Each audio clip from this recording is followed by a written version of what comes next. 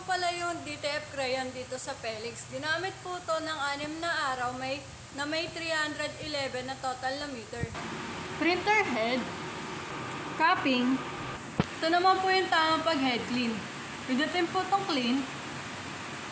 Mas normal. Ganito naman po yung tamang pag-nozzle. Pindutin po natin itong test.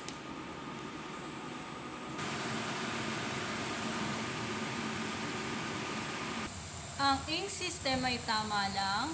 Ang waste tank nilinis ng Wednesday. Ground wire. ABR. Ito naman po yung in-use supply. Maayos naman. Ito naman po yung mga in-use supply.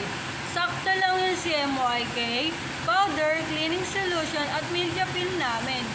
Ito nga po pala yung yellow, black, magenta, cyan. Ito naman po yung film. Ito naman po yung white ink. Ito naman po yung powder. Ito naman po yung cleaning solution. Ito naman po yung production log.